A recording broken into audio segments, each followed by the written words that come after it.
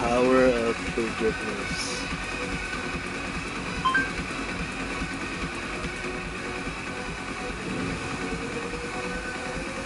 The power of forgiveness.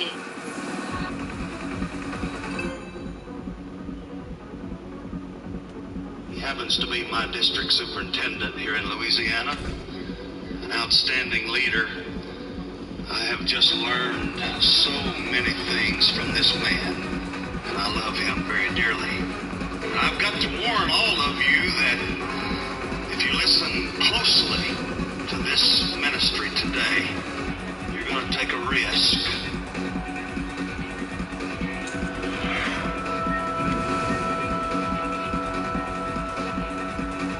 So, my talk is about the subject of forgiveness, the power of forgiveness. So I want to start by assuming we all agree, qualities of love, kindness, compassion. These are qualities that everybody respects. Whether you're into meditation, mindfulness, spirituality or not, just in ordinary daily life, Get ready for the everybody is next drawn battle. to people who are kind.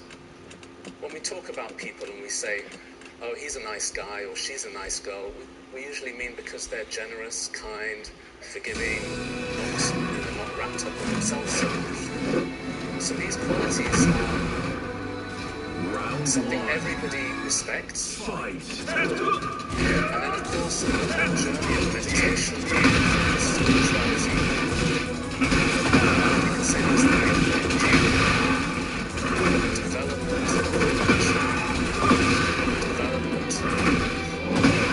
Development, I think have that, the seed of religion. Everybody knows that feeling of kindness, of love, and compassion.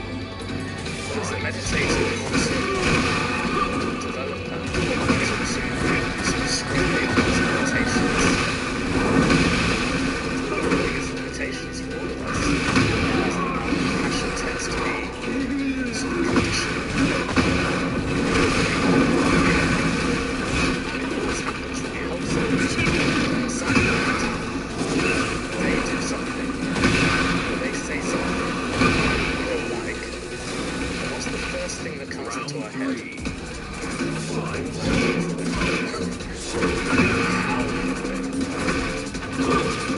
It's a very natural response. It shows that our compassion is still not too response for family, ego, limitations. And as a mindfulness and meditation practitioner, we're trying to expand beyond those limitations.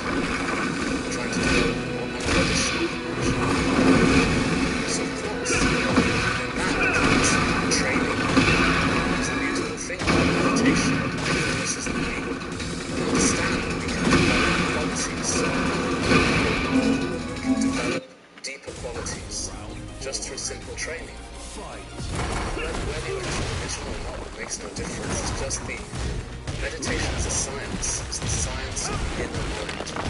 So whatever way you're practicing it, you're trying to develop a more open heart. So of course within that, forgiveness is a major component. And if you really think about it seriously, it's true to say that in order to develop spiritually, we need people to be horrible to us.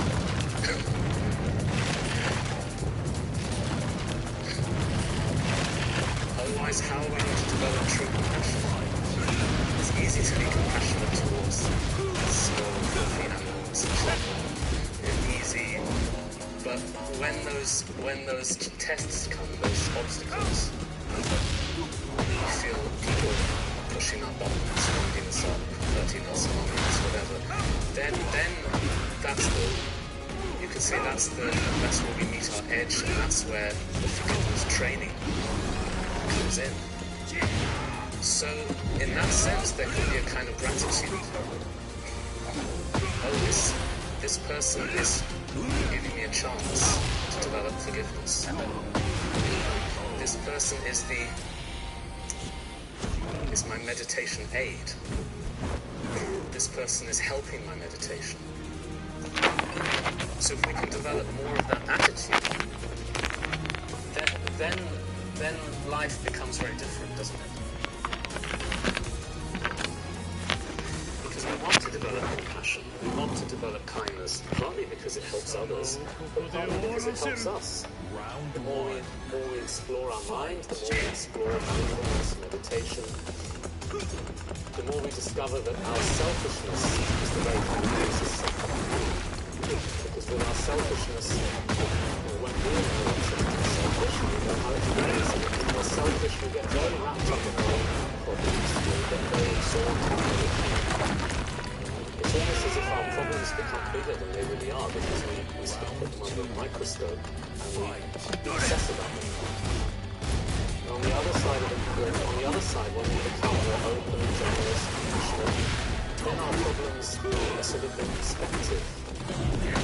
They become less important. So our own suffering enlightens the development of a loving heart.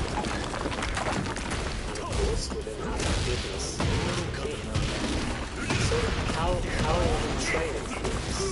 When we think about it as a training, not just a random thing, but you know how it feels when you forgive such a relief? Such a relief, but can we train it? Can we train and develop that? So I think there are two approaches. I think both are important, and it's good if we can sort of think about both of these. I would call one of them could be through intelligence, and the other one is through wisdom.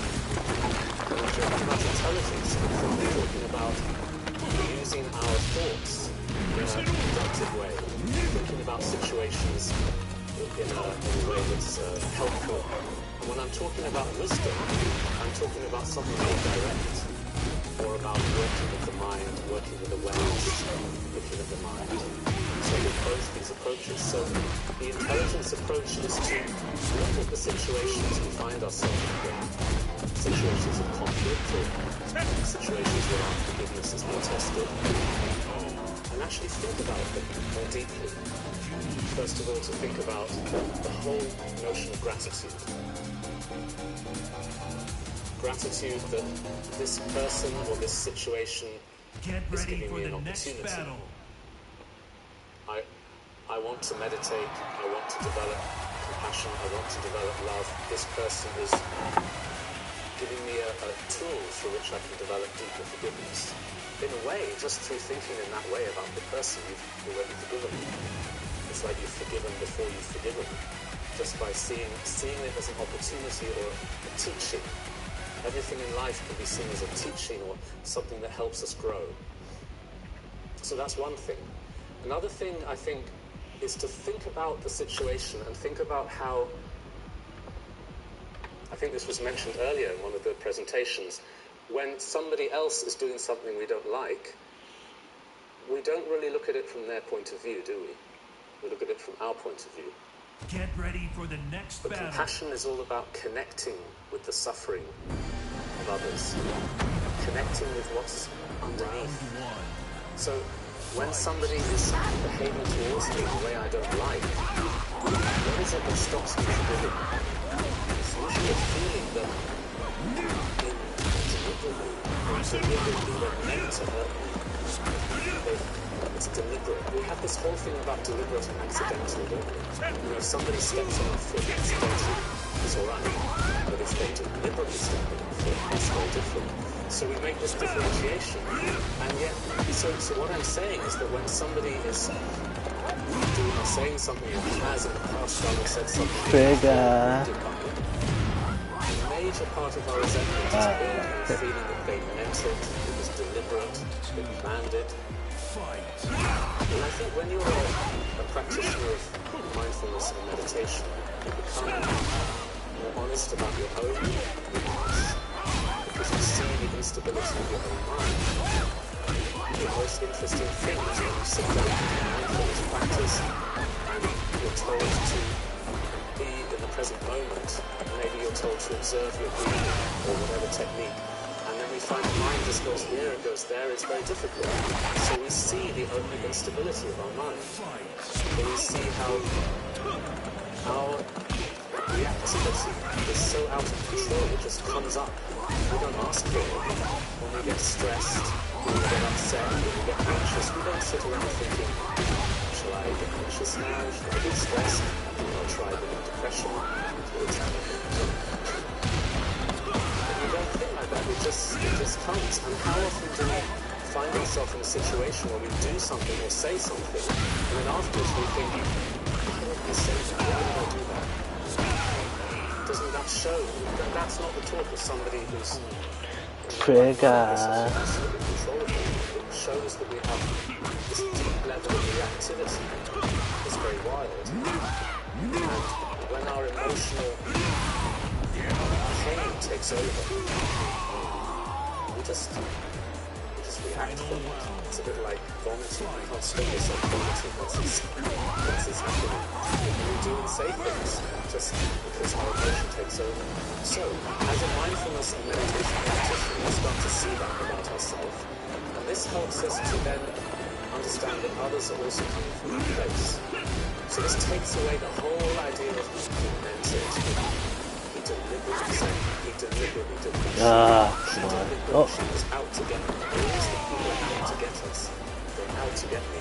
But if we understand that it's coming from confusion, it's coming from emotional pain, what we're trying to do here is look at the suffering underneath what's going on.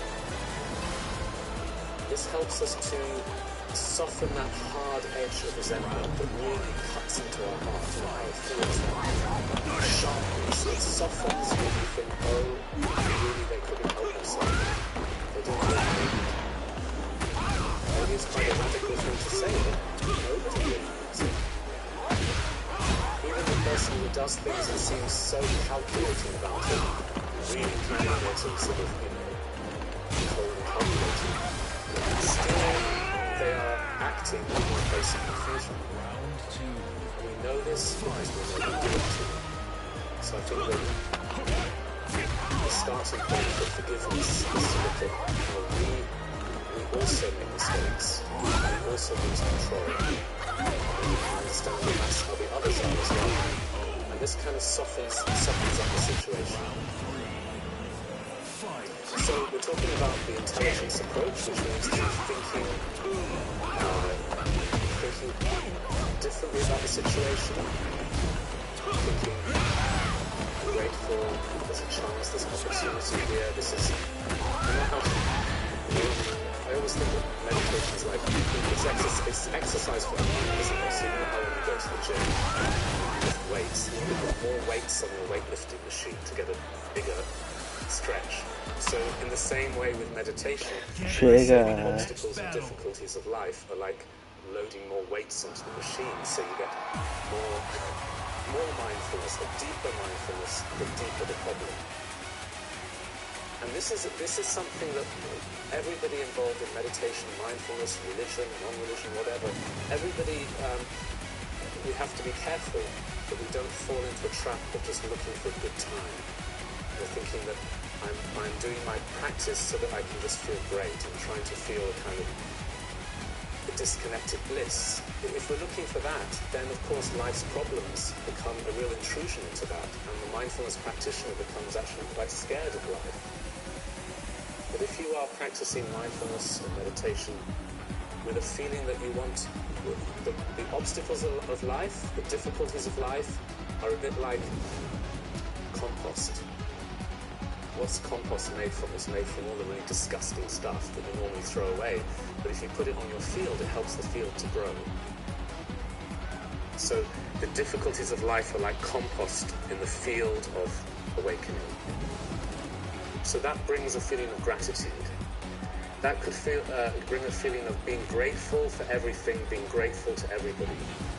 So that was the first thing I mentioned. The second thing I mentioned was our lack of forgiveness comes because we judge and we assume and we make a decision that this person meant to harm me, therefore I can't forgive them. So we need to kind of soften that down by understanding the suffering, the deep, inherent suffering that is there in people's minds that make them do what they do. So I think those are a few little points that we can use on the sort of intelligence side. Then the wisdom side. The wisdom side is more through the direct training in meditation. And this is about learning how to have a different relationship, different kind of relationship with our thoughts and emotions. So I think it's true to say that we all have a kind of war going on in our head, or mind, or whatever you want to call it. That war is how we, when there are thoughts or emotions, we either try to suppress them, push them away, or we really get into them and we sort of develop them. We don't learn maybe how just to leave them alone and let them breathe, let them just be. And I think meditation is all about that. It's all about learning to just leave the mind alone. Maybe this could be referred to, you could describe this as a training in unconditional love. Maybe that's an interesting way to describe meditation. Because what do we mean by unconditional love? Let's think of it in terms of people. When you have unconditional love, it's you just love somebody the way they are. You don't want to change them. You don't need to change them, just the way they are. As soon as you try and change them, you stop loving them. And that, as we know, is the downfall in every relationship. So transpose that to how we deal with our mind. How are we towards our emotions? How are we towards our thoughts? Are we attacking our thoughts? Are we attacking our emotions? What would it mean to have unconditional love towards our thoughts and emotions? It would mean just to leave them alone. Just let them be. And this is the challenge of every meditator, because so many meditators fall into the trap of sitting there and trying to kind of get rid of their thoughts. They want to go blank. They think they have to clear their mind or empty their mind. A lot of people meditate like that, thinking I have to clear or empty, and of course it's impossible, because the more you try and push your thoughts away, the worse they get. And also, if that really is what meditation is about, there are easier ways to achieve it. You just have to knock your head against a wall until you're unconscious. Or take an anesthetic. And anesthesia could become a path to enlightenment, if that's what it is, about just blank. But of course it isn't. We know that meditation is not about blanking or removing or sort of killing the thoughts or killing the emotions. It's about developing a different way of relating to them. So maybe we're watching our breathing. That's a technique many people do. We're observing our breathing. And then, of course, the mind wanders. And then we at some point, it could take a while, but at some point we notice our mind has wandered. Then what do? That moment of noticing that the mind has wandered, that moment is a crucial moment in the meditation. How we deal with that moment. Because many people see that moment as a moment of failure. You know what I mean? You're sitting there nicely doing your practice, and then suddenly you realize you were writing an email in your head. You realize that, and you feel you lost it. There's a kind of tension. Oh, I blew it. So our meditation becomes a constant stringing together of those moments of tension. That's not good. What we want to do, instead of seeing that moment as a moment of failure, is see it. To me, it's ultimately stewardship. Yes, I love being healthy. I love being pain-free in my body. I love having no meds that I take. I love that. I have a commission. I have a calling. I want to be able to give and run and serve until it's time for me to go home. Not that I cut it short because I like peanut M&Ms too much. We know we have to fight battle for sexual purity. There's so many other ways we're careful about, we're conscious of, but the thing that's going to kill most of us, more than tobacco, more than alcohol, more than drug use overall, is bad food habits. And yet that's the thing that we just never talk about. We've got to warn, we've got to speak the truth, because it is life and death. And something I learned early on, like when God set me free from drugs and other ways where he's intervened in my life, I've learned when he's carrying you, don't play with it. When you're flying, don't play with it. When he's giving you supernatural grace, don't play with it, because you don't. Indulging in food is a favorite pastime for many. But considering that 2/3 of Americans, or approximately 207,337,021, are overweight, perhaps we enjoy food a bit too much. So why can't we stop ourselves from consuming so much fatty and sugary food? How do we beat overeating? When your stomach is empty, it releases a hormone called ghrelin. Ghrelin interacts in the brain with the neurotransmitter NPY and turns on the desire to eat. Once you've satisfied this desire by eating, ghrelin levels drop back down and hunger subsides. Conversely, after eating, a different hormone, leptin, is released from the stomach and fat cells and interferes with NPY, further turning off the desire to eat and making you feel full. But if this hunger regulation system is in place, why can't we say no to that piece of cake or second helping of chips? Many food psychologists believe that in the past, energy-rich foods such as those with lots of fat and sugar were hard to come by. As hunter-gatherers, the human body needed to take advantage of these meals for survival, and as a result they became extremely desirable. But in today's world, we can get a high-fat and sugary meal on any corner at any hour. The problem is, the instinct and desire still remains, and so we struggle to stop eating these meals. Recently, it's been discovered that the continual intake of fat and sugar overrides the regulatory system of ghrelin and leptin. The signaling pathway is insufficient to control our new diet, and so our initial evolutionary desire now plagues our ability to choose wisely and eat healthy. It's a self-perpetuating problem. The more unhealthy food you eat, the more you desire food. Got a burning question you want answered? Ask it in the comments or on Facebook and Twitter, and subscribe for more weekly science videos.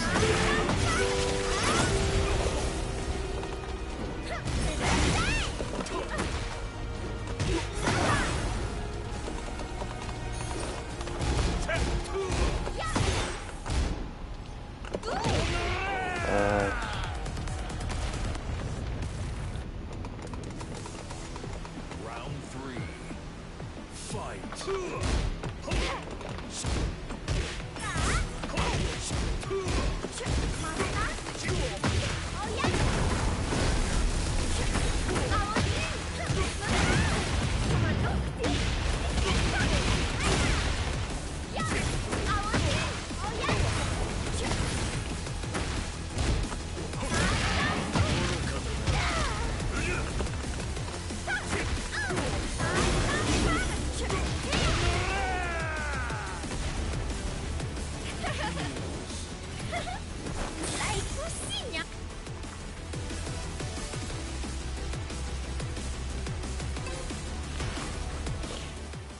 Get ready for the next battle.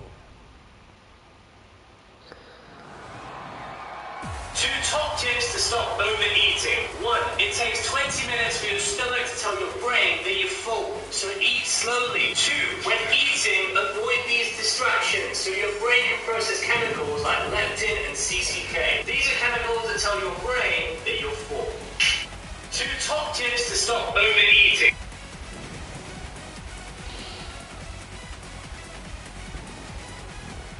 Feeling guilty about eating is sadly a common experience. But when do you know if your overeating might be something more serious, like binge eating disorder? Today, I'm going to break down the differences between overeating and binge eating to provide more clarity, hopefully remove some of the stigma from these challenging topics, and help you feel not so alone in your experiences. Managing an eating disorder can be a lonely journey. For in-depth information and strategies for managing your eating disorder, subscribe to the channel and hit the bell in the corner so you're notified when I publish a new video every Wednesday. I'm Meredith McKenzie of Parallel Wellness. I'm a registered clinical counselor, eating disorders therapist, and doctoral graduate student. In my work with hundreds of clients with eating disorders, I've helped them to loosen the grips of their eating disorder so they can find freedom from food and compensatory behaviors. Now it's your turn. Before we get started, I want to provide a disclaimer. While I am a registered clinical counselor, the information in this video is for informational and educational purposes only. If you are concerned that you might be experiencing an eating disorder, please reach out to your medical physician or someone who's trained in eating disorder work, such as a therapist or a dietitian. Over the past couple months, I've been sharing a lot about binge eating disorder, from its underlying causes to biological influences, and even the unique emotions that are associated with binge eating disorder. I've been overwhelmed by your responses. I'm so grateful that you've chosen to come to my channel to learn about binge eating disorder and to understand yourself better. What stood out to me from the responses is how nuanced binge eating is, and how we perceive and understand binge eating, and frankly, how we judge ourselves and our relationship with food. So I thought it was time to dig a little bit deeper so that we can better understand what shifts overeating into binge eating. And to start, we have to have an idea of what normal eating is. And for this, I'd like to share a piece that I often share with clients in my practice. And I wish that I knew who the author was, and if you do, please leave a comment in the comment section down below and let me know. But this is a piece that's shared throughout the eating disorder community.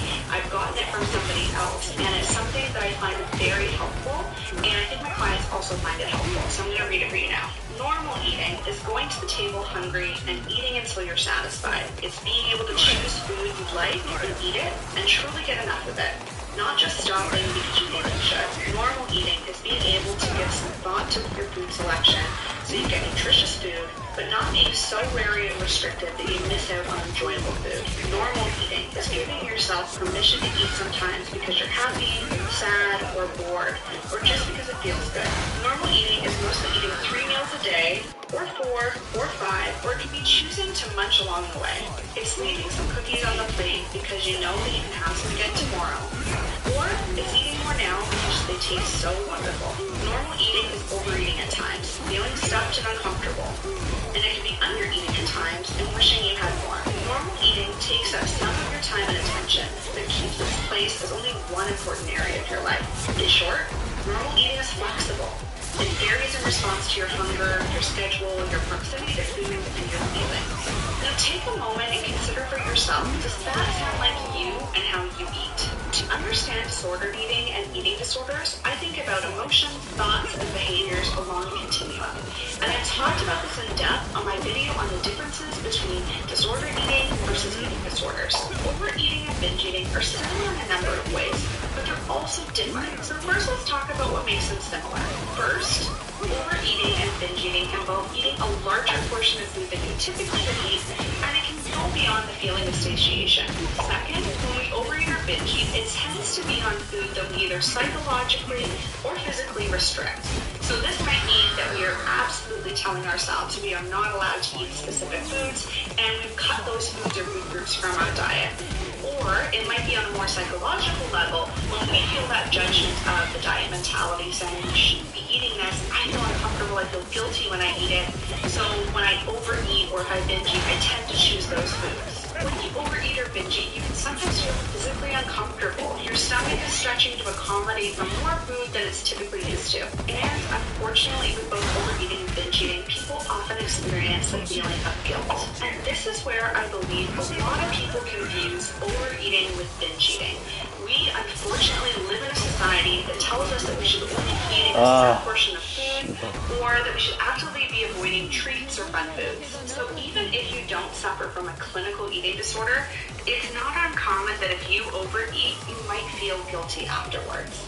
And the message I want to send home with this is that overeating is a part of normal eating. That guilt that you're feeling is not a reflection that you've done anything wrong or that you need to correct your behavior or your eating habits in any way. It's actually a reflection of how we... So much of the advice out there about how to stop overeating is focused through behavior and nutrition. So it's things like, don't eat this, eat more of this, don't keep foods in the house, plan your food. And maybe some of that is all well and good, but the problem is that our behavior is preceded by what's going on in our psychology and what's going on in our emotions. Then a lot of the advice out there that comes from psychological lens tends to talk about things like feeling your feelings and being more present when you eat. And these are all great topics. I mean, I talk about them myself, but they can feel really broad.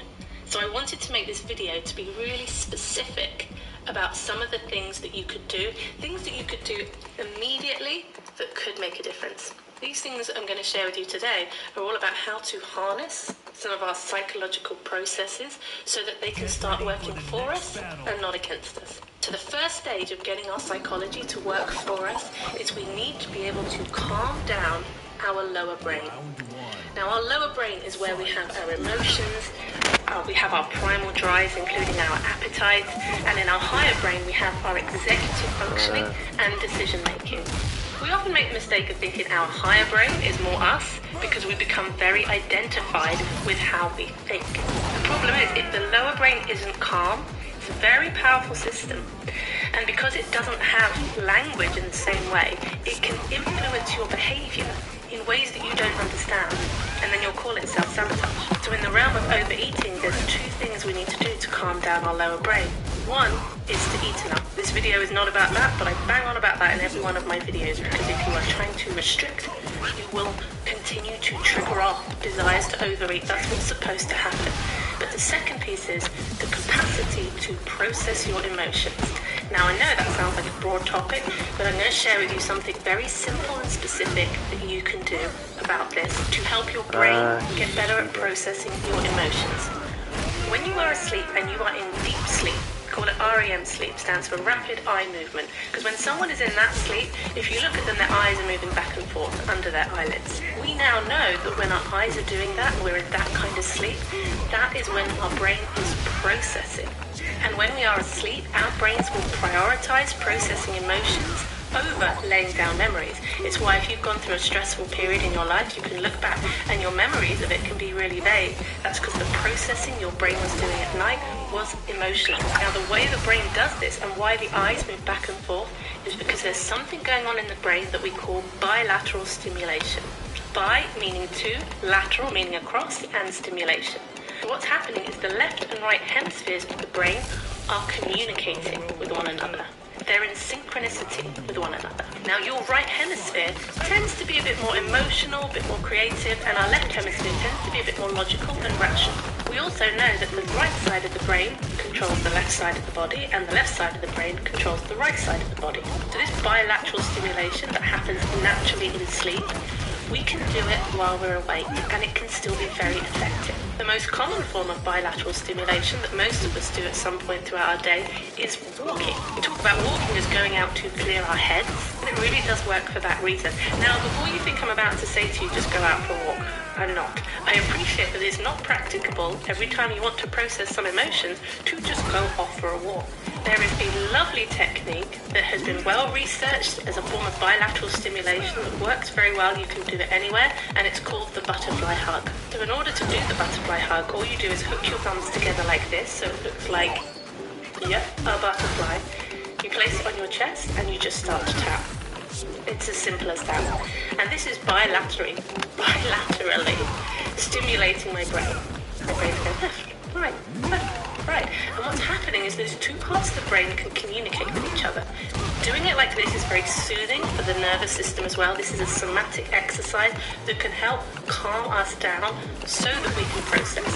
So much of the processing of our emotions actually happens unconsciously in our brains. So we just want to support that process by utilizing something like bilateral stimulation. If you want to know more about it, like, there's loads of information out there on the World Wide Web.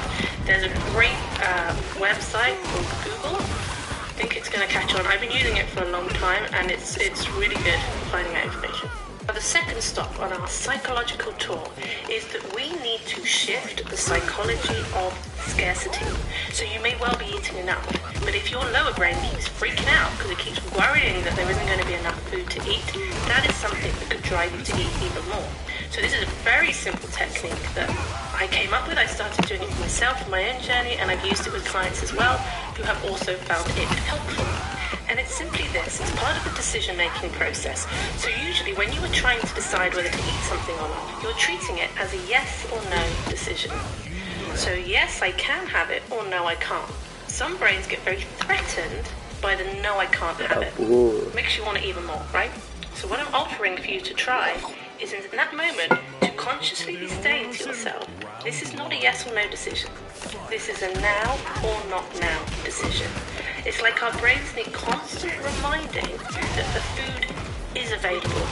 It is going to be allowed later as well, which is why this doesn't work alongside restriction. We have to start shifting how we make decisions around food, the process that takes us to the decision if we want to be able to make different decisions. So it's never yes I can, no I can't. It's am I going to have it now, or am I not going to have it right now? Now, there will be occasions in life, of course, where it really is a now or never moment. Maybe you're on holiday, or you're in this crazy expensive restaurant that you're not going to go back to for a while.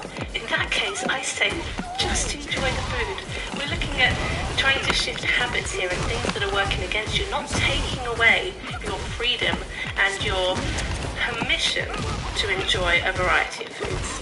Third stop-off point in this psychological tour is we need to be able to disrupt habitual patterns.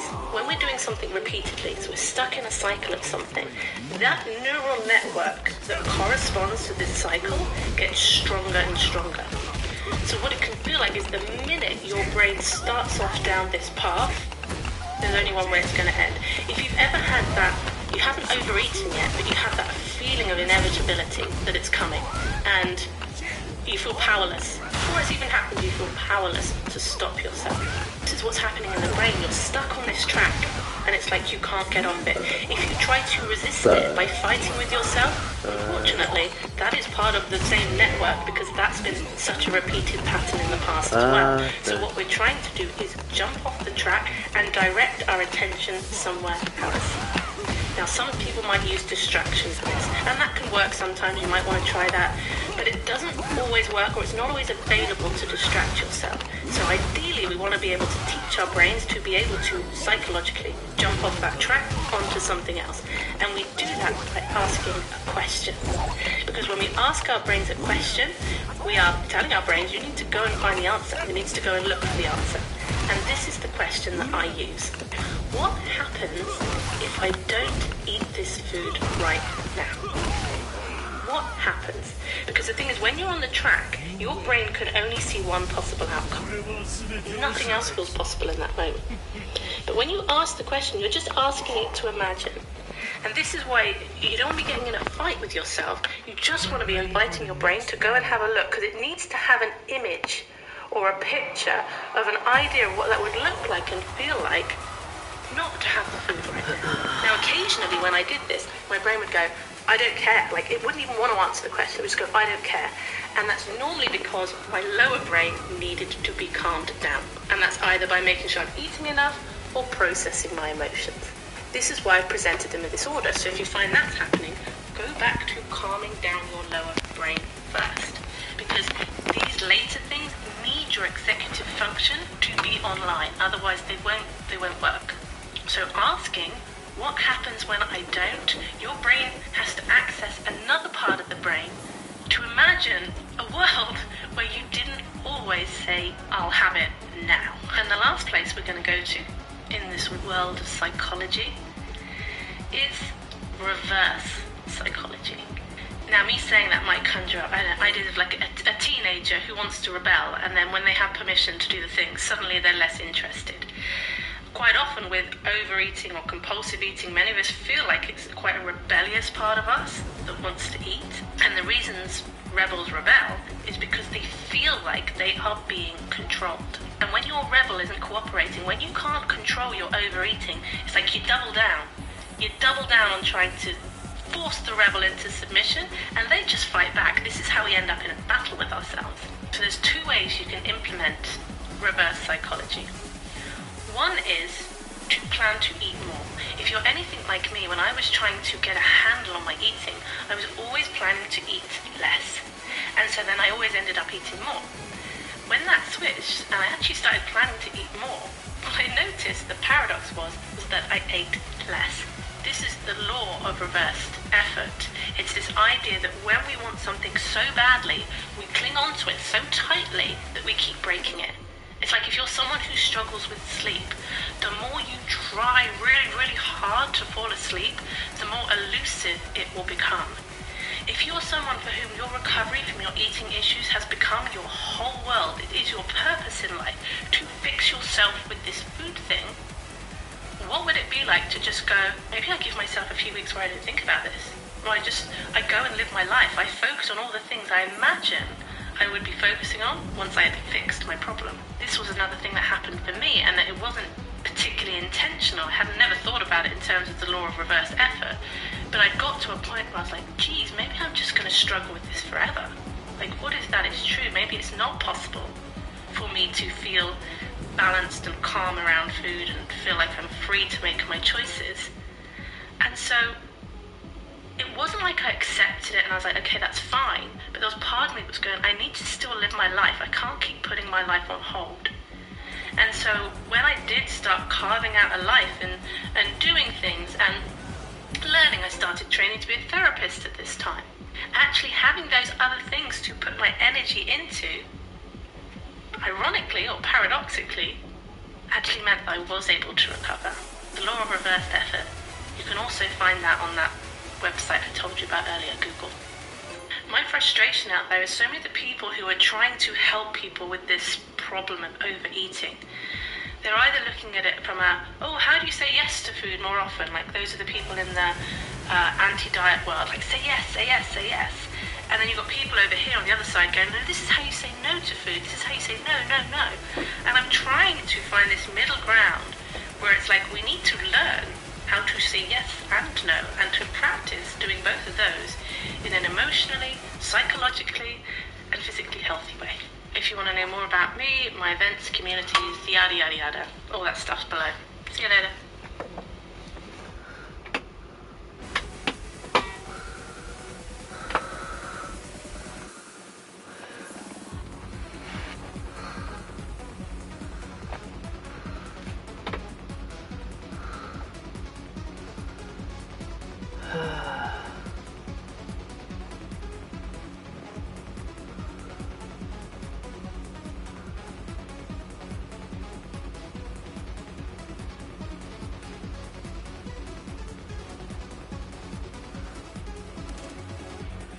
Let's talk about various strategies that you can do to stop overeating, or should we say, stop eating like a pig, like this.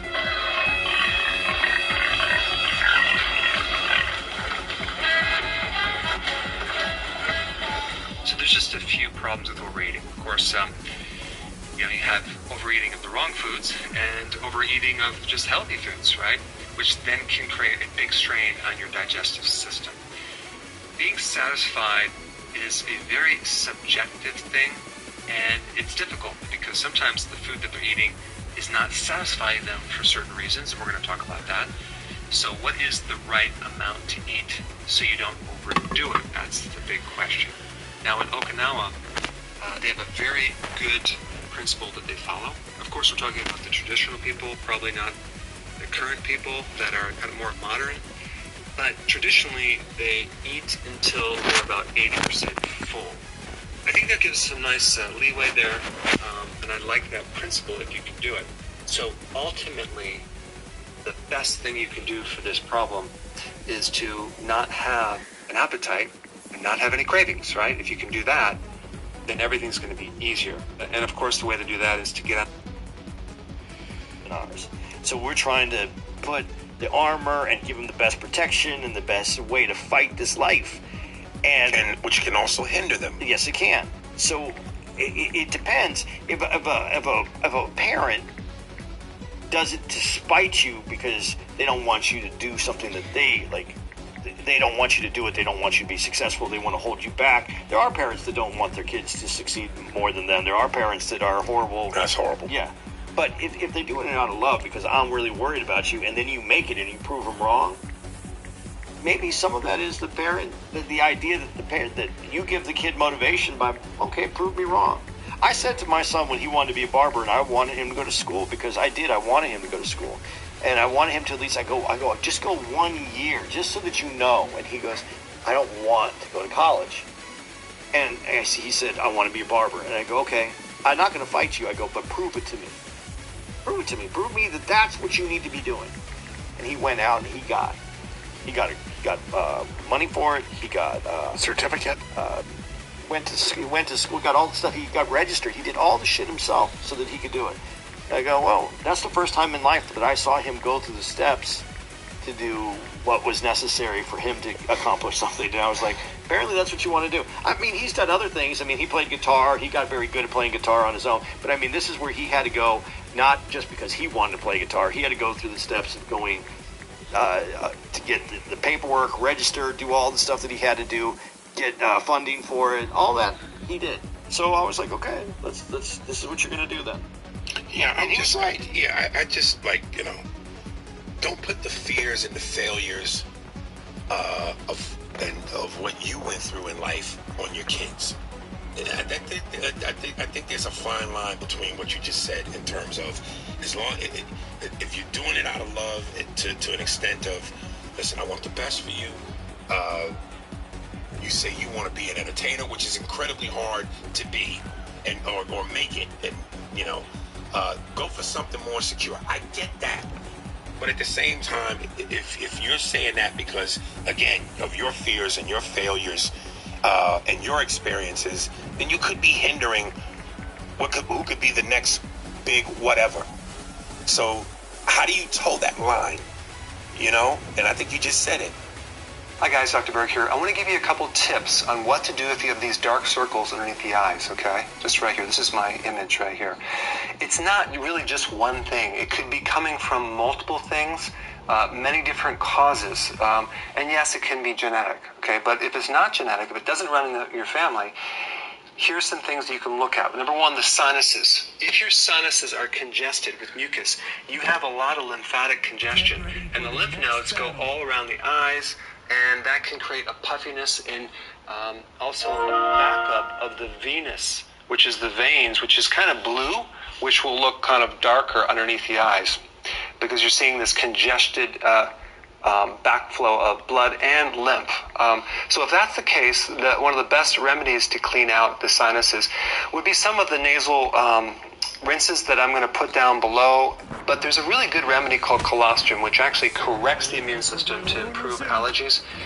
And I'm going to put a link down below of some data on that. But there's another thing, too, that you can take, which is Mormon tea. Now, what is Mormon tea? Mormon tea is a weak version of ephedra. I don't know if you've heard about ephedra. They took it off the market because it increases adrenaline.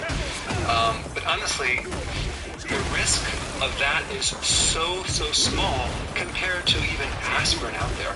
The amount of benefit that it did for people with sinus congestion and pneumonia and asthma and bronchitis, I mean, it's very, very effective. It's been used for over 2,000 years. But of course, you can't patent it, and it's very expensive. But if you monitor someone to make sure they don't have high blood pressure and you don't take it when you're pregnant, it's totally fine. But Mormon tea is a really good thing to take in the early part of the day to actually handle a runny nose and to get rid of congestion. Okay, and of course the diet. Make sure you're not doing any milk products that could do it, or any wheat products. Those two will definitely back up the sinuses. And one more thing too: if you ever go out to a restaurant and you eat something with meat and sugar, or like anything like a bun and hot dog, or a burger and a bun with fries or a Coke, you are going to create a lot of sinus congestion from that, and that could be one of the causes too. So as you clean up the diet, this will clear up too. And then we get to the liver, okay? If you're detoxifying or your liver is toxic, that can create this appearance underneath the eye as well. The best remedy is milk thistle, okay? That actually can repair liver damage. So it's quite amazing, and it's very safe. And you won't get this detoxification reaction from that. Many people who even do colostrum or probiotics start having an immune reaction, and then they end up getting this problem too. So if you're going to take anything for the first time, always take small amounts, including colostrum, and I think you're going to be okay with this one. All right? Then we get to the adrenal fatigue. With the amount of stress that you have, with the amount of lack of sleep, you're going to have the dark circles as well. And so you want to support the adrenal. That's a whole video in itself. I put the link down below. But of course, start with long walks every day. Don't sit in front of the computer 24/7. Good amounts of sleep. Whatever you can do to improve sleep is going to be a good thing.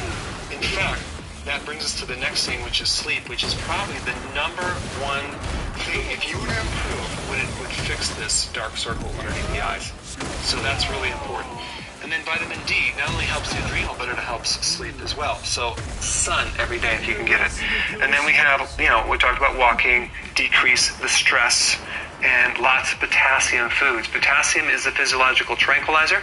It relaxes you. It gets rid of sodium excess and retention, the fluid, which could create this as well.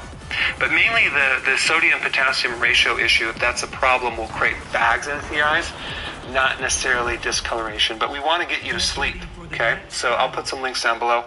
And then allergies.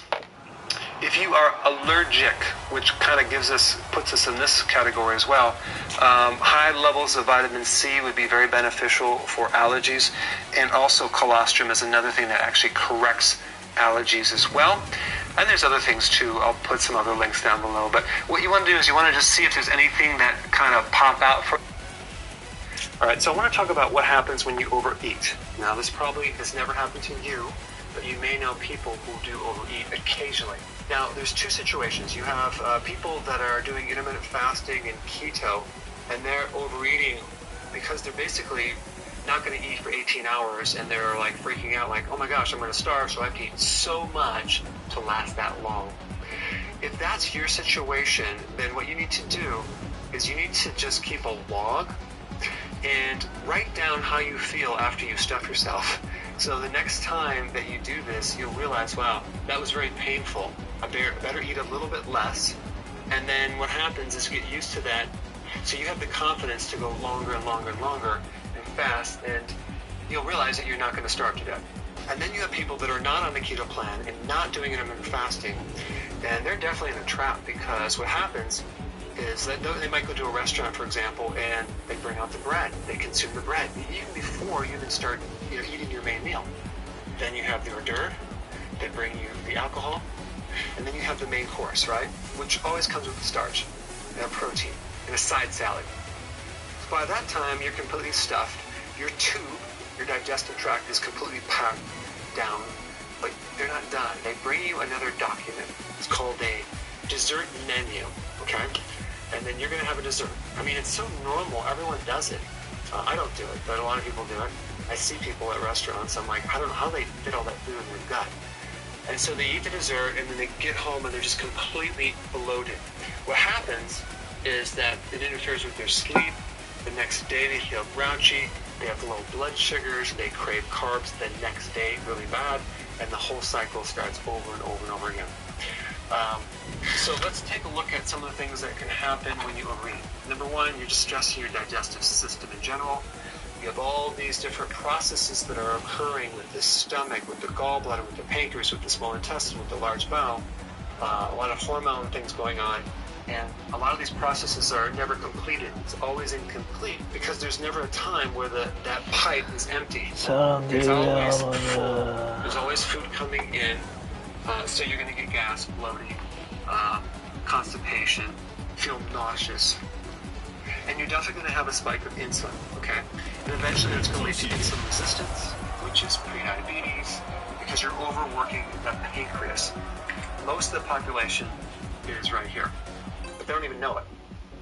And there's all these symptoms that go with this right here. You probably heard me talk about this a million times. It's going to affect your sleep, cause sleep apnea. Sleep apnea is insulin resistance, by the way. Number four, it's going to overload the fat cell because you're consuming more calories than you can use up.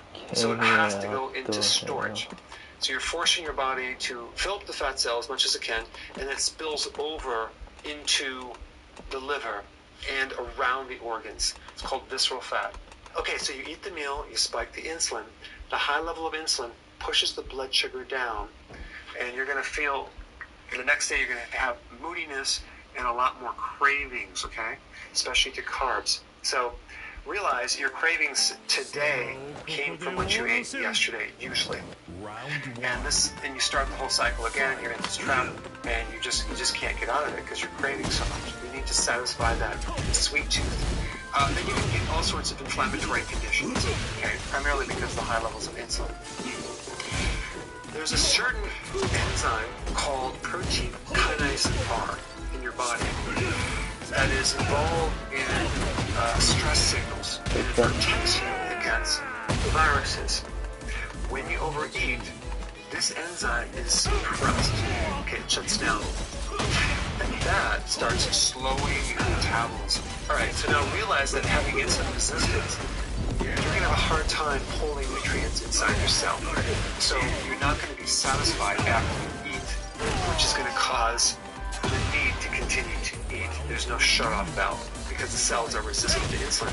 So you have to get on a plan that corrects this. Okay, for those of you that are new, click the link down below. I will show you what to do exactly to solve this to the point where you eat and you actually feel satisfied, which is a new concept. And then we have intermittent fasting, which is essential because it allows the intestines to finally get a break and rest. What I would recommend for you is to make an agreement with yourself that if you, let's say you go off track or you go off the wagon and you overeat, you just do intermittent fasting longer, okay? At least that will actually repair some of the damage. Conscious eating. Even with people on keto, what happens is they get home and they start watching TV and they just like start snacking. So here are 5 simple ways to remind yourself to feel full so you can avoid that overeating. Number 1, drink water. Start each meal with a glass of water. Sometimes thirst can be mistaken for hunger, and water can help you feel fuller faster. Number 2, eat fiber-rich foods. Include plenty of fruits and vegetables and whole grains that are high in fiber. Fiber expands in our stomach. It promotes a sense of fullness and satiety. Great for you. Number 3, protein power. Incorporate lean proteins like chicken, fish, beans, tofu into your meals. Protein helps you feel satiated for longer periods of time. And number 4 is your mindful eating. When eat slowly, mindfully. Start to chew your food throughout and savor each bite. Don't eat so fast. This gives your brain time to register that you're full. And lastly, number 5, smaller plates. Using smaller plates to control portion sizes. This is a visual trick for our brain into the feeling that we're satisfied more with less food. So here are 5 simple ways to remind yourself.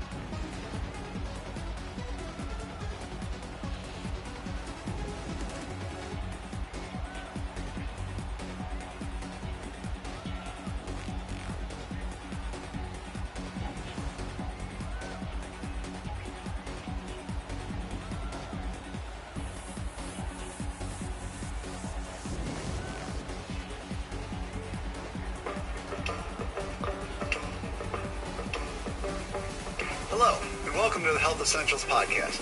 I'm John Horton, your host and guide on this journey to find new ways to live a little healthier. Each week, I'll be joining you with one of our many experts here at Cleveland Clinic to share tips that can help you feel your best. As we dive into today's topic, though, let me set the stage with a story. I recently moved, an ordeal that comes with more stress than boxes, which says a lot. So how did I cope during moving week? Well, I ate, and I ate a lot. Basically, I felt terrible. Odds are you've been here too. But there are things that you can do to reboot your system and little tips. And luckily, our good friend, Beth Zeroni, a registered dietitian at Cleveland Clinic, is back with us on the podcast to chat about it.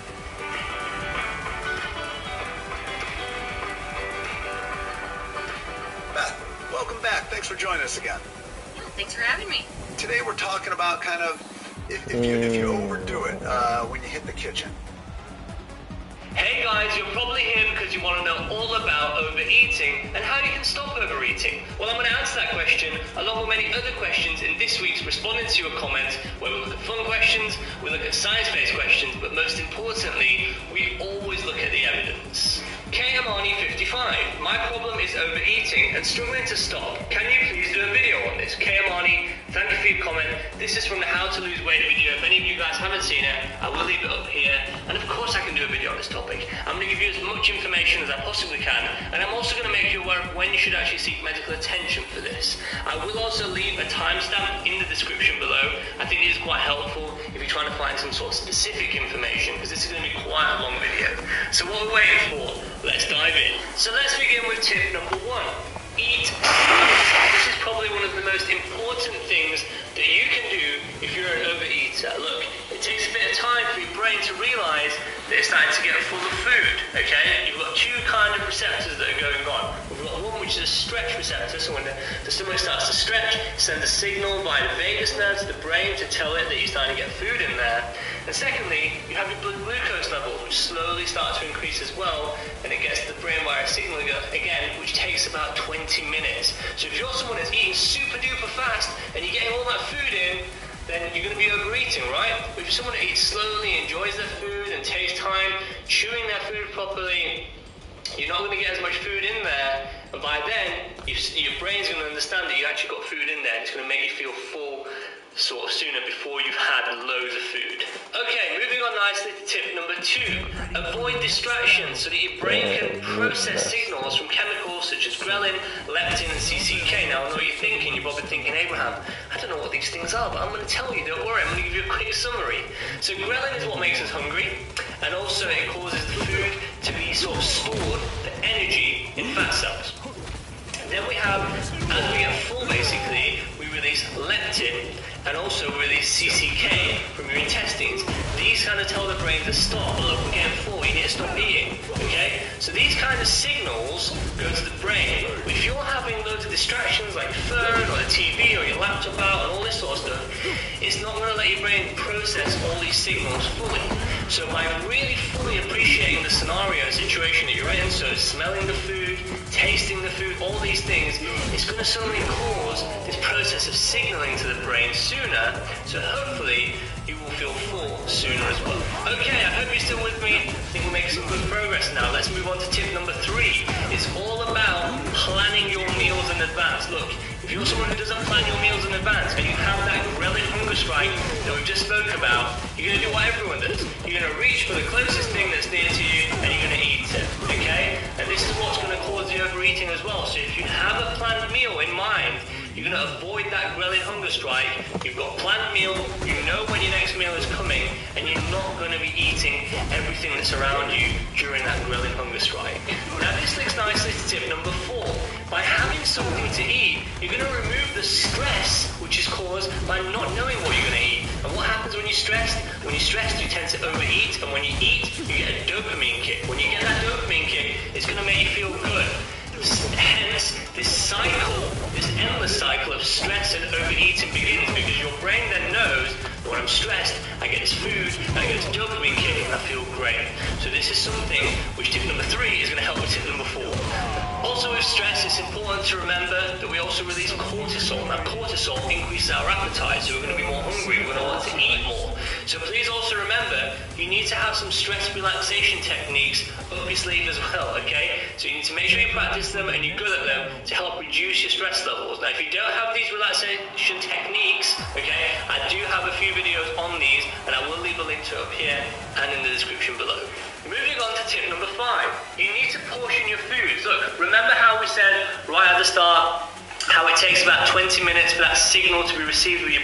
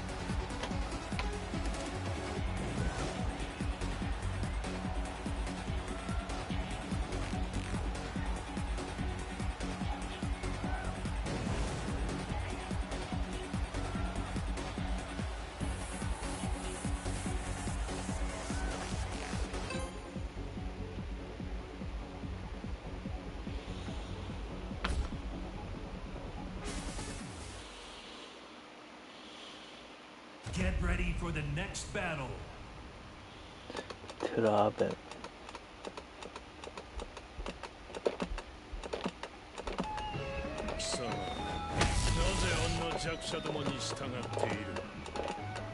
Round 1.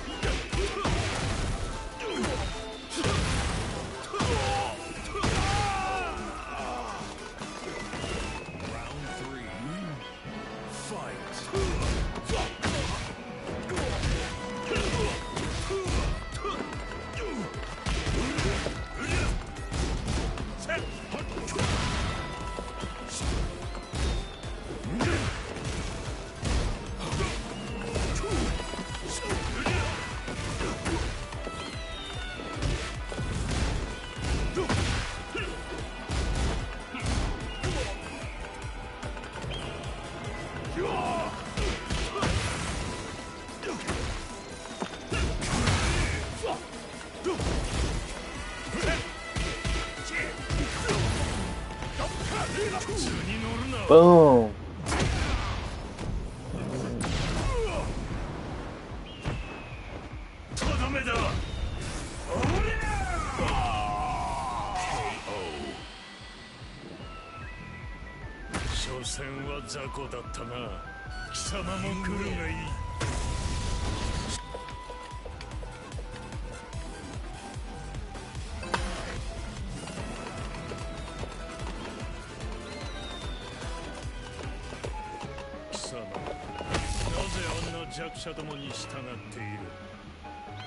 Round 1.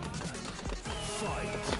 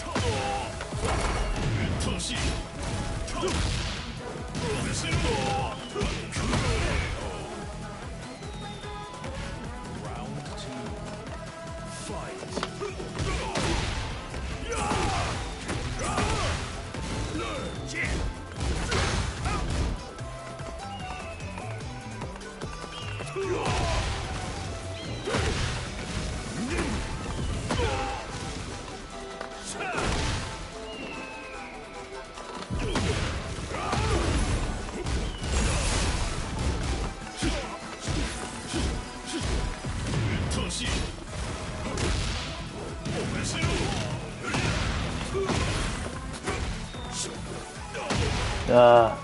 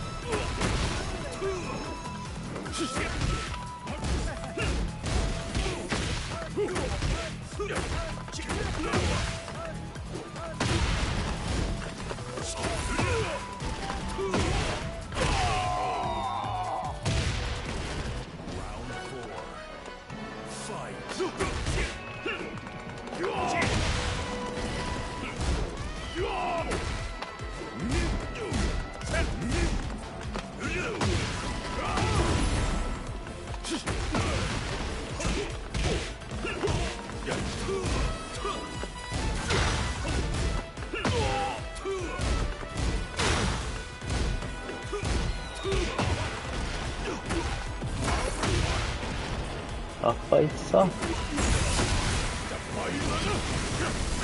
아.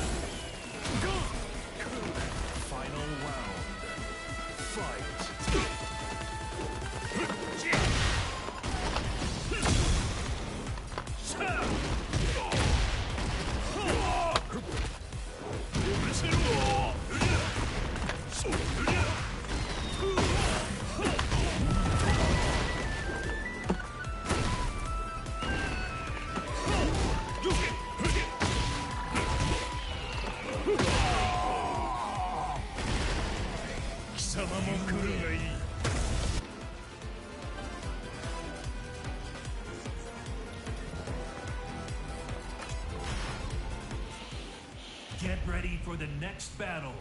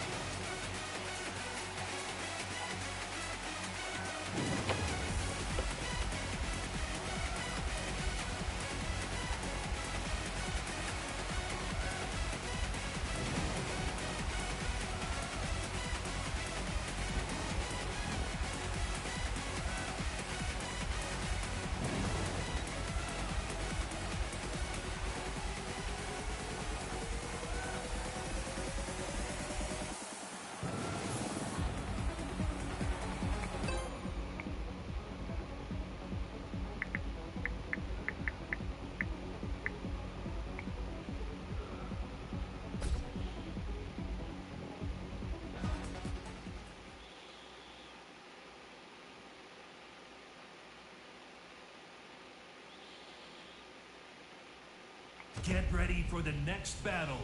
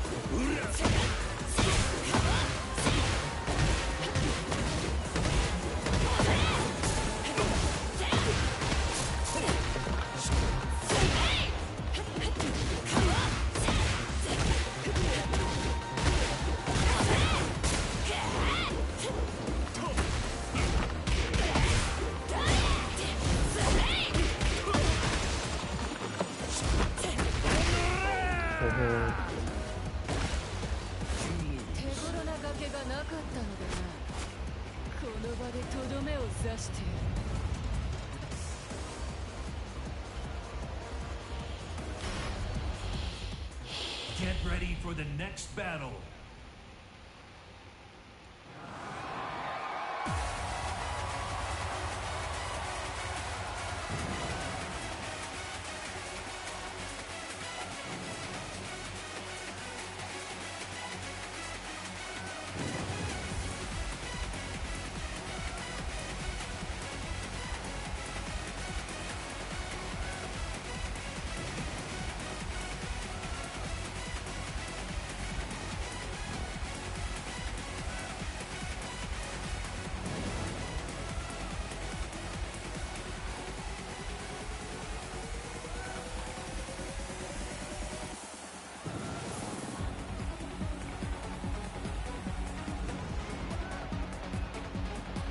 How it takes about 20 minutes for that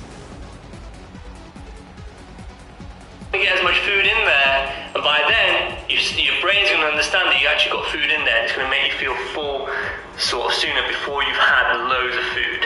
Okay, moving on nicely to tip number 2. Avoid distractions so that your brain can process signals from chemicals such as ghrelin, leptin and CCK. Now I know what you're thinking. You're probably thinking, Abraham, I don't know what these things are, but I'm going to tell you, don't worry, I'm going to give you a quick summary.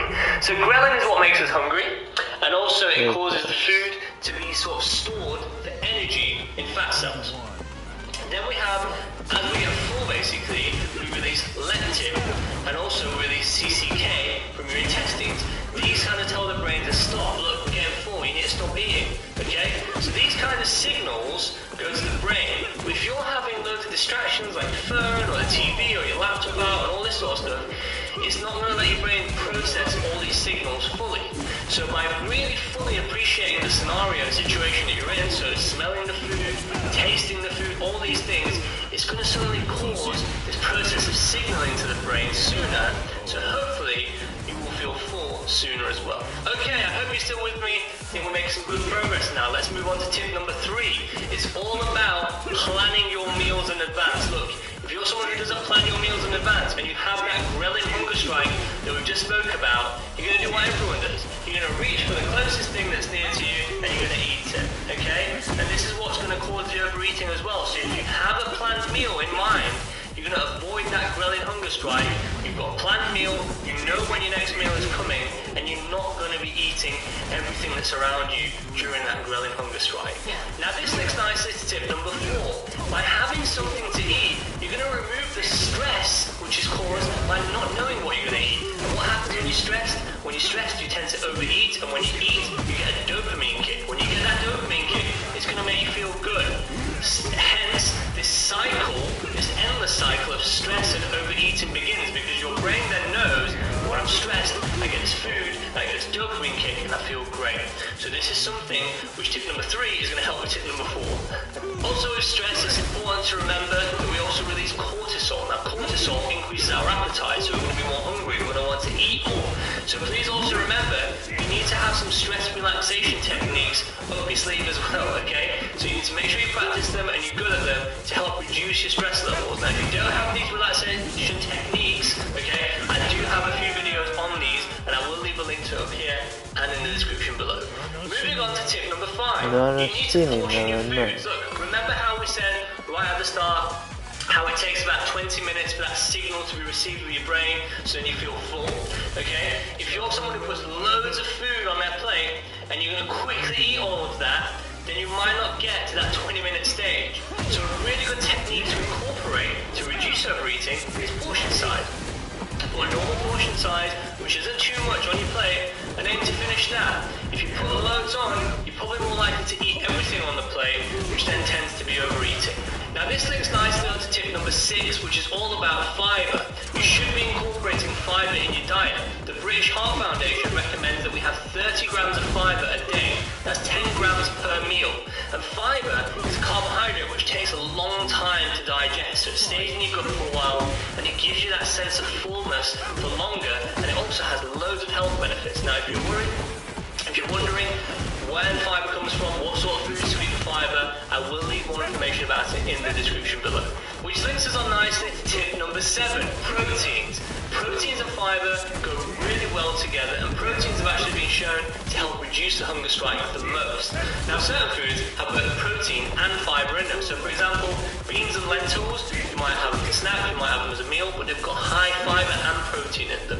But also remember, it's important when you have meals that are protein, so for example, fish or meat, you always have a handful of vegetables or salad or whatever on the side, and that is your fiber element. Moving on to tip number 8. But what about fats? We haven't discussed them. Well, foods that are high in fats have been shown to increase your appetite and make you want to eat more, which is why it's super important that you have foods that are low in fat, or if you are going to have high fat foods, only have a little bit of them, but just make sure you try and avoid them the most you can, because they will increase your appetite and link to overeating.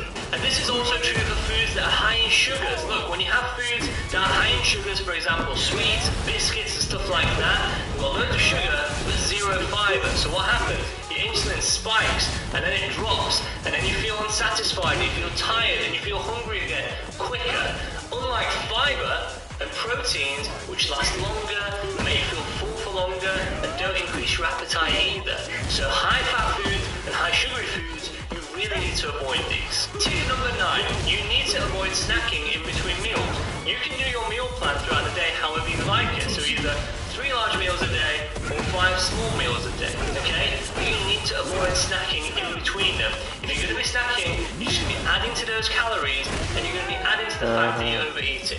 Moving on to tip number 10, have regular meals. If you're someone who doesn't have regular meals, you're going to be more at risk of having snacks, and you're going to be more at risk of overeating. So have regular meals, avoid snacking, and have foods that are high in fiber and proteins, and just stick to the portion size that we spoke about. Now, if you are someone who's wanting to lose weight, if you're interested in losing weight, I did make a few videos on this not long ago, all about studying at Oxford. It's all science-based. If you haven't seen it, I will leave a link to it up here and in the description below, and I hope you find it helpful. The next thing I'd like to discuss is tip number 11, which is all to do with sleep. You need to make sure that you're getting a good quality amount of sleep. So if you're an adult, you need to make sure that you're getting 8 hours of good quality sleep per night. Research has shown that if you're not sleeping enough, you're at risk of becoming overweight, so you're at risk of putting on more weight. And also, if you're not getting enough sleep, you've got increased levels of cortisol. Remember cortisol, we spoke about it earlier. Cortisol is going to increase your appetite. You're going to want to eat more. You're going to want to snack more. You're going to be overeating more. So overall, it's going to be putting on weight. So you need to make sure you get an adequate amount of sleep. And now I'm going to link it to another video, even though that's not my intention of these videos, but I do have a video on how to sleep, how to get good quality sleep.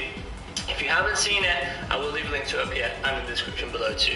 Moving on to tip number 12, drink water. Water has 0 calories, but the best thing about it is, do you remember tip number 1 when we were talking about the stretching of the stomach and the vagus nerve? Well, water's going to do that for you for free with 0 calories, okay? So by drinking water throughout the day, whenever you're feeling hungry, whenever you usually have a snack, you can have a sip of water or something like that, and it's going to cause your stomach to get larger, to stretch, and that stretch is going to make you feel full without the calories, without the overeating. So please do not underestimate the power of water. Now, as I mentioned at the start of this video, there are certain scenarios that you need to be aware of for when to seek medical attention about overeating. So I think the best way to do this now is just to run through them, but please remember, I will leave more information on each one of these points in the description below as well too. So if you want more information, just give it a click and look in the description below. So number 1, if you ever get any pain in your tummy region after eating or before eating, any kind of heartburn,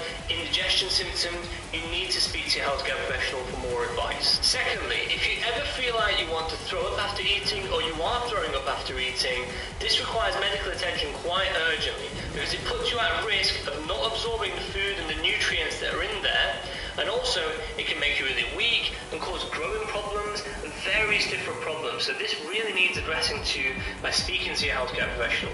The third thing I want to mention is when you're eating too much and you're feeling guilty about it as well. Now, there may be reasons as to why you're feeling that way as well, but if you are feeling like that, please do speak to your healthcare professional about it. They have your best interest in heart, and it's something that really does need looking into, so definitely speak to a healthcare professional about this, please. The fourth thing I want to discuss is weight loss. Look, if you're losing weight and you're not trying to lose weight, you're not under any diet, and you're having a healthy, balanced diet, but you're still losing weight and you feel like your clothes are getting looser and looser on you, this needs looking at. You need to speak to your healthcare professional about it. And another thing as well to mention is any difficulty swallowing.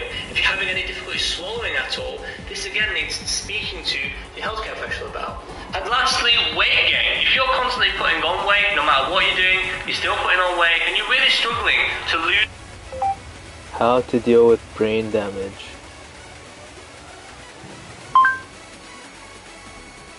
How to deal with brain damage. Is it possible to recover from a traumatic brain injury? In this special session, I want to share with you some strategies that have helped me recover from my TBI. Before we go into this, I'm not a doctor. This is not intended to diagnose or treat any kind of medical condition. Talk to your expert healthcare provider. That's the responsible thing to do.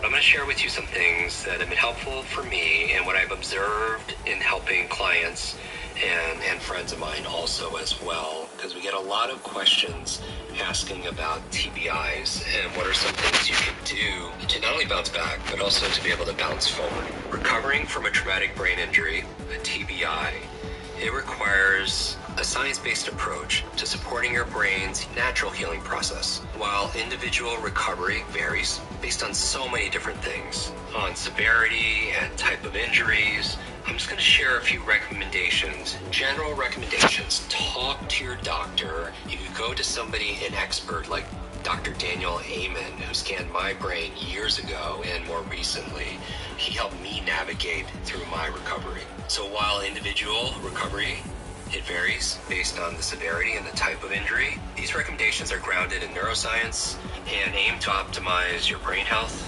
neuroplasticity, your cognitive function and performance.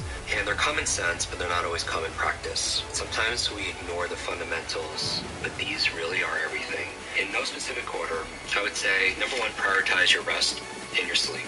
Why? Sleep is critical for brain repair and for recovery. During sleep, the brain clears toxins, reduces inflammation, consolidates new neural pathways, your memory, and more. It's not so much the hours of sleep, but really the quality of your deep sleep, your REM sleep. Make sure you're setting your goal and you're doing things like sleep hygiene to get you there.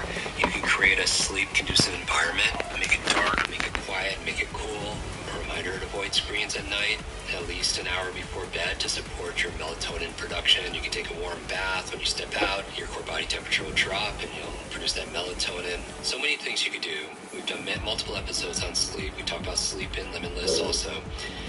But prioritize your sleep. Number two, you might want to consider following an anti-inflammatory diet. And everyone's a little bio-individual with their diet, right? There's all kinds of assessments, and again, recommend you go to a doctor. Again, not treating or diagnosing anything.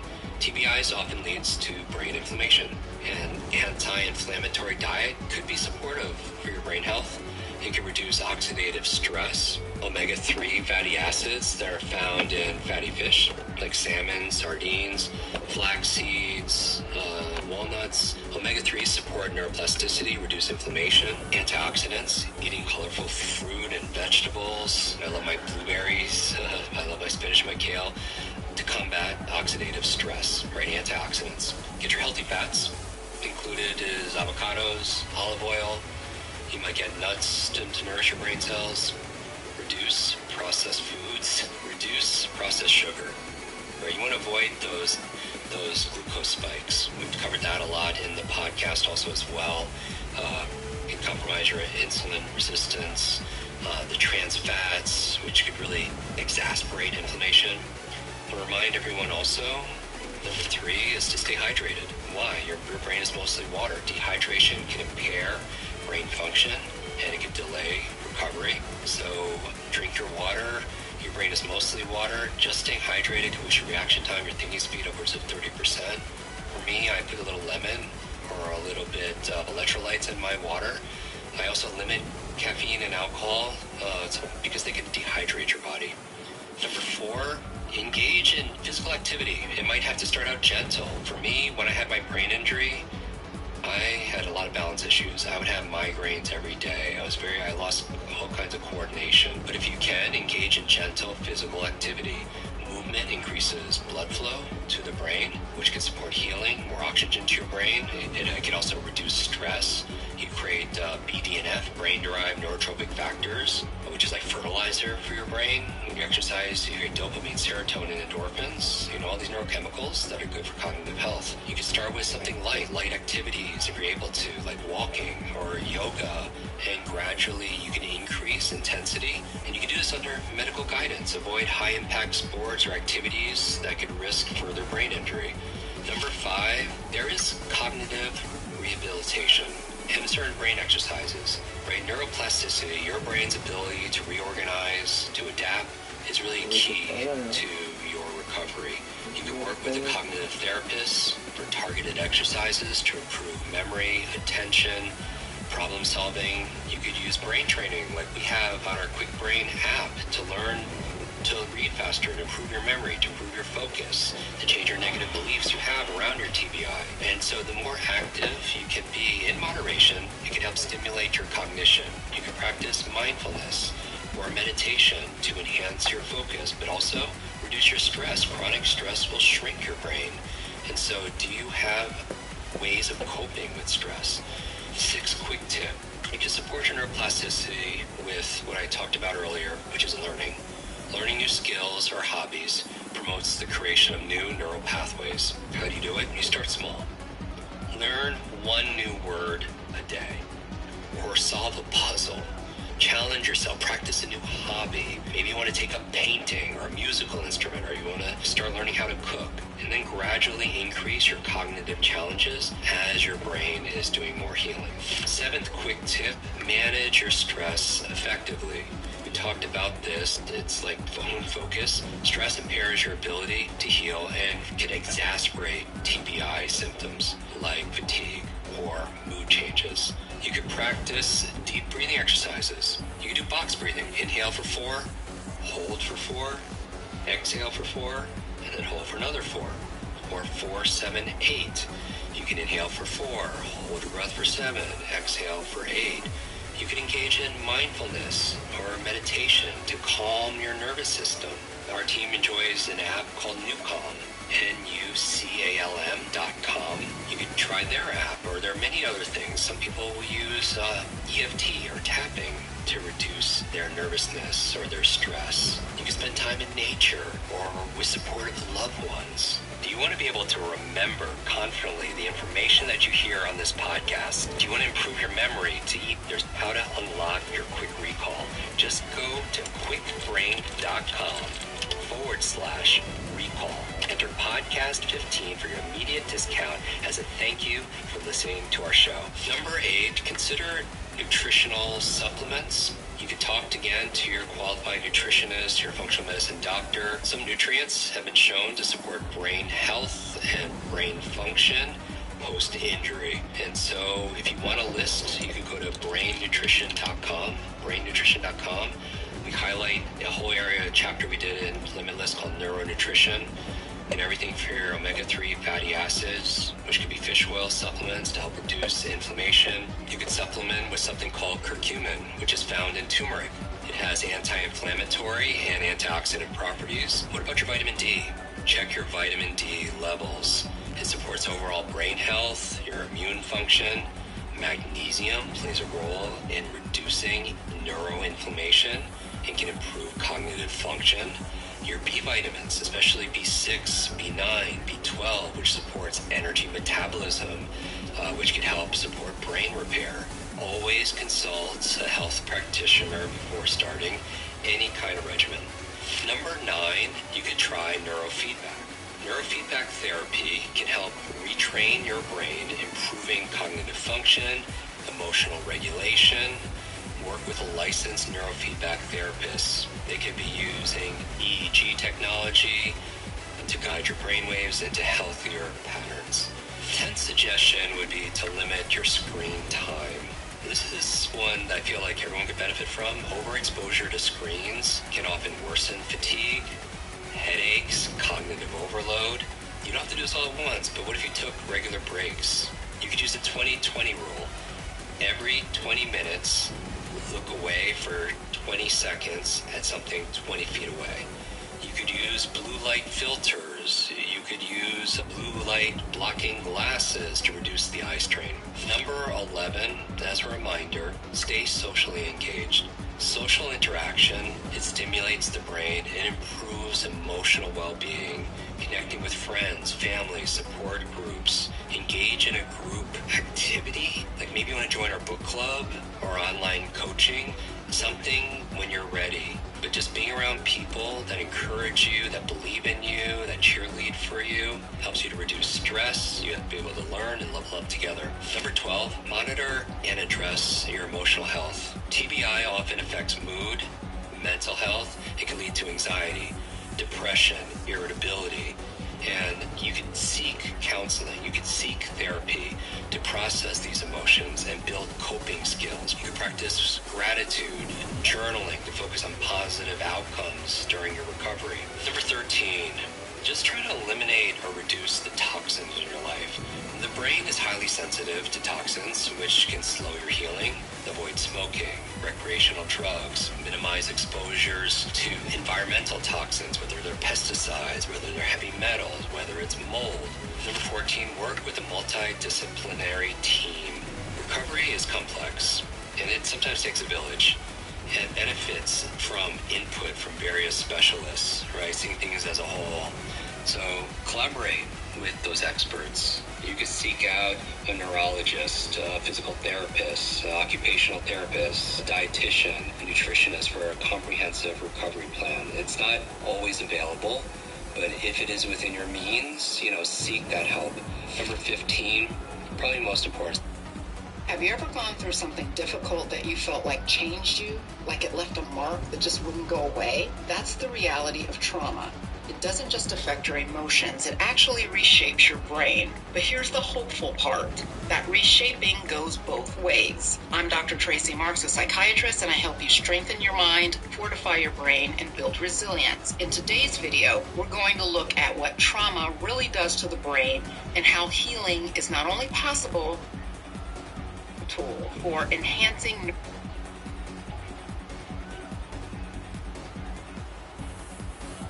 plasticity does work both ways. So negative thinking and behaviors also reinforce certain pathways in the brain. However, once you start replacing those negative habits with positive ones, the new pathways begin to take over, helping you become more mentally strong and adaptable. To understand how neuroplasticity works, let's look at the basics of brain structure. Your brain consists of billions of neurons, which are the cells responsible for processing and transmitting information. These neurons, or nerve cells, communicate with each other through connections called synapses. When you learn something new or have a novel BNF, brain-derived neurotrophic factor. Okay, I'll explain what it is. But first I just want to talk about the basic neuron, the brain cell. We have dendrites over here, which are like the receptors, so like the ears, okay? And the information is transmitted to the cell body, and then it's sent out through the axon. So the axon is the communicator, it's like the mouth, okay? So the axon does the talking, and the dendrites do the listening. So we have this whole communication thing going on, okay? And it communicates to the dendrites on the next neuron. So we have this entire communication going from one nerve cell to the next nerve cell. So fasting increases something called neuroplasticity, which basically gets the nerves in communication. Now, if you've ever been to a restaurant, you'll observe this with couples that are completely out of communication. They're sitting there, they're eating, they haven't said a word to each other, okay? And then you look around to other couples that they're in communication, okay? So it's much better in the brain if the cells are talking to each other and listening. That's the foundation of health. Hey guys, we are here with a live video, and we're here with Logan, and he came to Virginia today, so I decided to do a video. We did a video on cancer, okay, because he had... Hi guys, welcome to the Stress webinar. I'm excited to share this very valuable information with you, just because, number one, I know what it's going to do to your physical body, and number two, the amount of people that are walking around with stress is just like off the charts, okay? This is not a webinar about sitting on a mountaintop doing meditation. It's not a webinar to give you a bunch of things that may reduce your stress a little bit. It's not a seminar that is going to handle any of your actual root life problems. It's mainly focused on extracting the physical stress that is stuck in your body right now, okay? What you have to realize is all stress is accumulative. All stress, physical and mental stress. Some people have had a lot of stress in their life. Other people really had no stress. It's kind of interesting. I don't really meet these people that have no stress, but there's some. I had this one guy, for example. He used to be a rodeo clown. Okay, so he would be fighting with these bulls. Okay, then he decided to join the Marines. So anyway, he's in combat. He jumped out of the plane. He shot open. He hit the troops. He survived. He fractured his back. He got caught, held hostage for I think 30 days, tortured. Okay, here's a guy who has basically massive amount of physical stress, massive blood pressure, because he's been through a lot. Other people have not had stress. So number one, you have to realize the stress is cumulative. Mental stress, physical trauma, surgery, injury, sticks to the body. So what we're going to do is I'm going to show you how to extract that stress. If you scan your body right now, you just kind of feel your stress. Like, is the stress located in your head? Is it in your neck? Is it in your jaw? And your upper back? Is it in your back, the low back? The inside of your chest cavity? Is it in your abdomen? Where's your stress right now? Make that for one, because we're going to come back to that. I'm going to show you on quite a few people just to demo this, exactly how to do it, and there's different techniques to extract stress. I isolate the key areas of your body that tend to be the epicenters of stress, and then I develop a technique of how to get rid of it, and you're going to learn it, okay? It'd be good if you had a partner watching this, okay? If you had someone to practice on back and forth. If not, that's fine, because I am going to show you the do-it-yourself version. You will need a tool like this. It comes with the manual, so you don't have to memorize anything. Also, we take people that are gaining weight, okay? There's always a point where they start gaining weight, and so many people started gaining weight after a stress event. Okay, whether it's pregnancy, hysterectomy, even a tonsillectomy, and menopause, these stressors can kick in and affect the body big time, okay? Also, think about the last time you were sick. I won't bet you anything there was some stress that occurred just before that lowered your resistance and set you up for getting an infection. It's an area that people don't look at.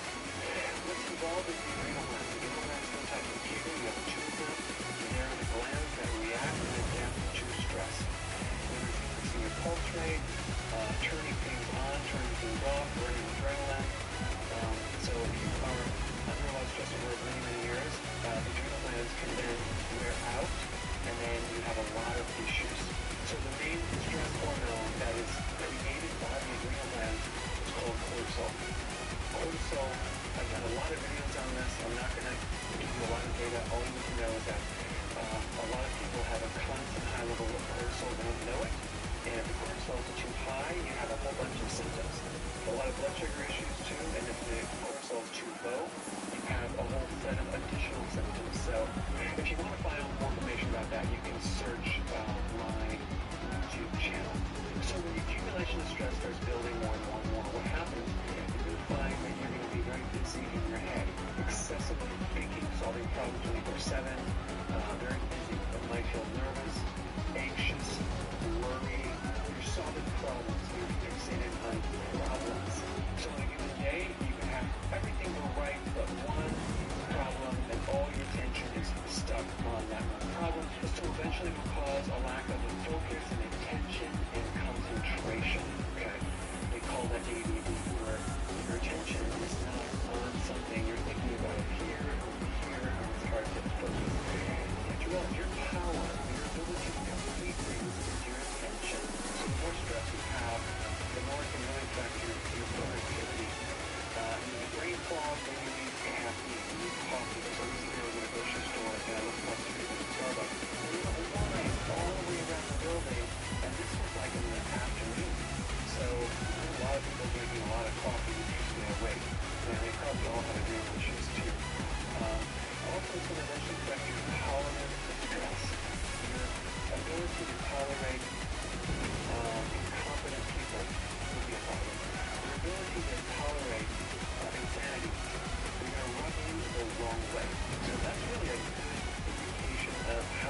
reasons are, or how tolerant you are to life. If you can't tolerate, then you're